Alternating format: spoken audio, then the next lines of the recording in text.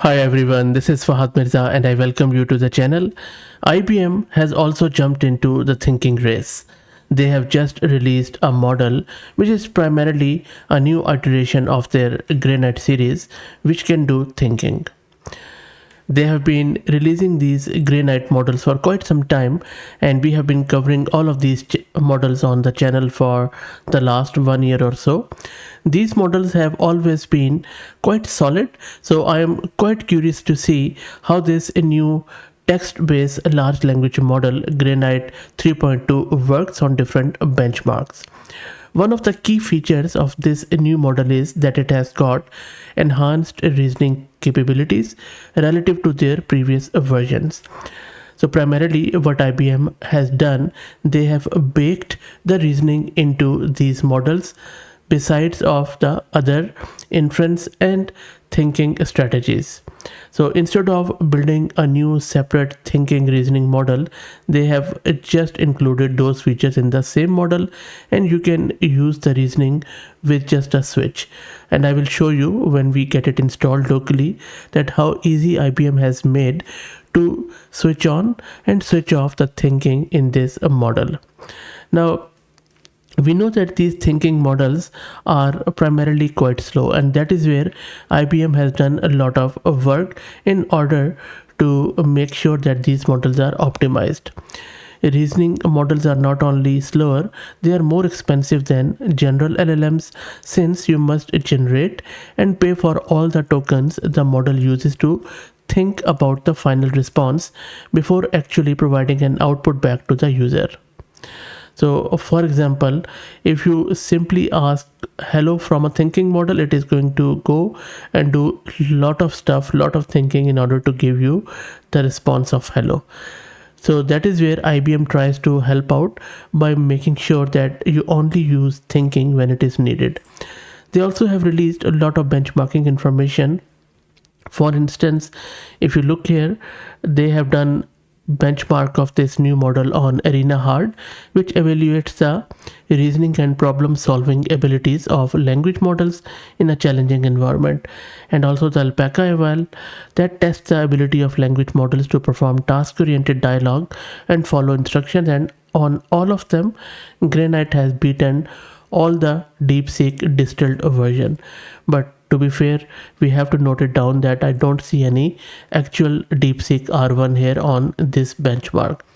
Same goes the story on these all very frequent benchmarks which evaluate multimodal language understanding, like POP QA, which is for popular culture knowledge, and then truthfulness of question answering, or for example this drop one, which evaluates reading comprehension and discrete math problem solving skills.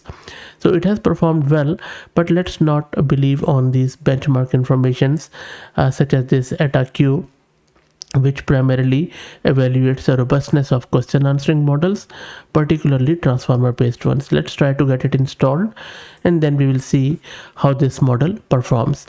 Before that, let me also give a huge shout out to Mast Compute, who are sponsoring the VM and GPU for this video. If you're looking to rent a GPU on very affordable prices, you can find the link to their website in video's description.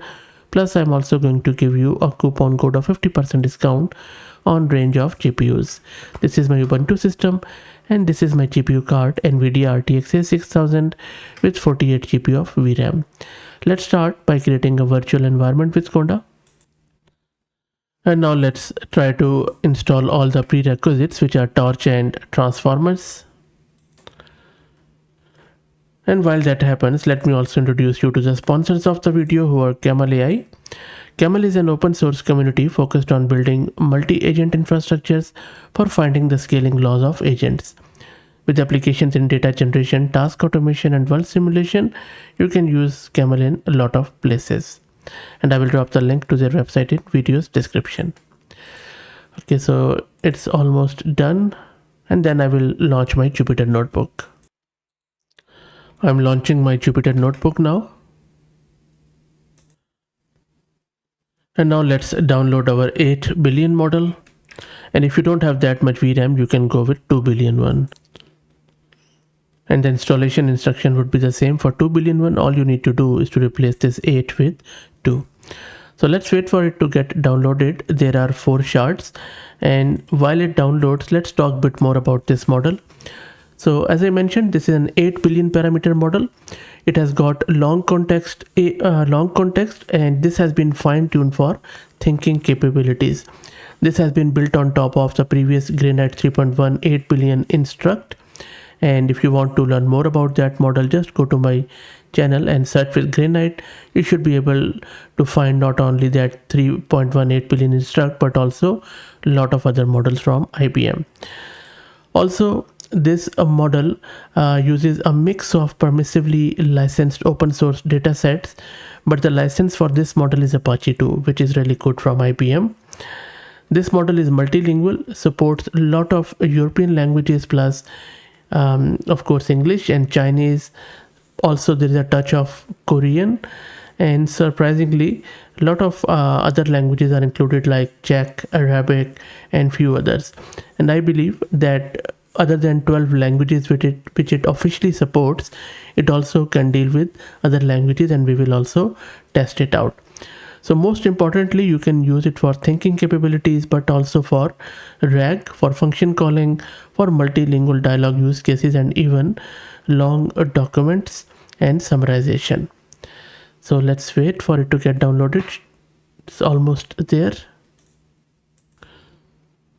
The model has been downloaded. Let's do the inference with it with thinking on. So here what I'm doing, I have just given it this prompt that list top 10 archipelago countries in the world, also list number of islands in them. Now we are simply again applying the chat template. We are encoding it with the tokenizer. Model is generating the output, and we are decoding it back with tokenizer and printing it out. Now the thing which you need to focus on is this: thinking is equal to true. So while applying the chat template, you switch it on if you want the model to do the thinking. If you don't want it, you can simply turn it false. So that's how easy it is to use thinking with this model. So if you just want to use it as a general LLM, just put it in false here. So let me run this. And there you go. Look at the response of the model. So it says, here is my thought process. And then it is going step by step. I need to identify the countries that are predominantly archipelagos. I will find then the total number of islands. I'll rank them based on the total number of islands. And I'll ensure to include only the main countries known for their archipelagic nature, not just any country with a few islands. Very nice. So it is trying to understand the context of the question. It is setting all the boundaries and rules for it so that it doesn't just go open-ended. And then it is also setting this rule that I'll use reliable sources like geographical databases or stuff. And then the response is coming up. Top archipelago countries, Indonesia with these many islands. And then also giving it a bit of a one-liner description, which is, I believe, really extraordinary. And Philippines, and then that's good. Japan, Canada, okay, I didn't know that Canada had that many islands. Finland, oh wow, okay, Finland, tiny, I don't think so. Most of them are they're uninhabited. UK has 1,000 plus isles. Maldives, Norway, Greece and New Zealand. So pretty good, I would say. And then it is also sharing some of the notes which it has got from the above. So look, spot on answer. It has done the thinking, and we don't see the self-reflection here where, you know, just like DeepSeek R1 or a few other thinking models which we have checked, they self-reflect, they self-correct. I don't see any self-correction or self-reflection there. So I'm not sure if that is what you want to see. I do. I would normally enjoy watching a model correcting itself, just thinking like human, just going wild in every direction, and then bringing, I would say, order to the chaos and then reaching to a conclusion. So but again, this one is a very, very well curated thinking process. The answer is totally spot on in terms of language. So the quality is there for sure. Okay, and it is good that they haven't tried to copy the others, rather they have come up with their own thinking strategy. Now in this one, it is the next prompt is that in the book Frame of Mind, the Theory of Multiple Intelligences by Howard Gardner, writer mentions every person has some kind of intelligence. How do I determine which type of intelligence I have? So let me run it. And now let's also check the VRAM consumption in real time. So it is consuming over 31 gig of VRAM for a 8 billion parameter model. So which is quite high VRAM, but look, maybe due to the thinking capabilities. Anyway, so let's wait for it to come back. And there you go. So what I'm trying to do here, I'm trying to test out its logical thinking and also how it can use its thinking process to answer this question, and if it has been trained on this sort of data set. So it is doing its thought process, it is setting the boundaries and rules for itself, that it needs to understand this theory, then recognize the characteristics, identify the methodology, and then acknowledge, and then it is giving us the response. And by the way, when I was running it, it took around 2 minutes to come back. So it is definitely doing that self-reflection and chain of thought. It is just not sharing with us, and I don't see any switch which I could turn on to see that thing. So after thinking, and I think it giving us a summary of the thinking, it is giving us the response that this is how I can determine my specific type of intelligence, that understand the 8 intelligences. So these are the ones: reflect on your strength, observe preferences, feedback from other, formal assessment, and this is really good stuff. That remember, it's not binary. Reevaluate over time. It's important to note that while this theory offers a useful framework for understanding diverse human capabilities, it doesn't provide a definitive objective measure of intelligence. That is actually spot on thing, and that is a major criticism on this theory, by the way. Anyway, let's try to see the multilinguality. In this one, I am asking it that translate I love you in few of the languages. I have included few languages which are mentioned in its model card, which I will drop the link in video's description, and there are few which I haven't mentioned, and you can see that it is taking its sweet time. So I have seen that it takes around a minute or sometimes slightly even more to come back with the answer. And there you go, it has come back, and again after the thought process, and if you closely look here, there is a process behind the thought process which is quite good. Now if I look at the answers, Brazilian Portuguese looks good, Czech looks good, Arabic looks good, Hindi looks good, Swahili looks good, Chinese, Persian, Japanese, German, Indonesian, Spanish. You know what, all the languages look quite good, and the random language which it has selected, Dutch, also looks quite good. And then just for an additional note, here the translation in Turkish.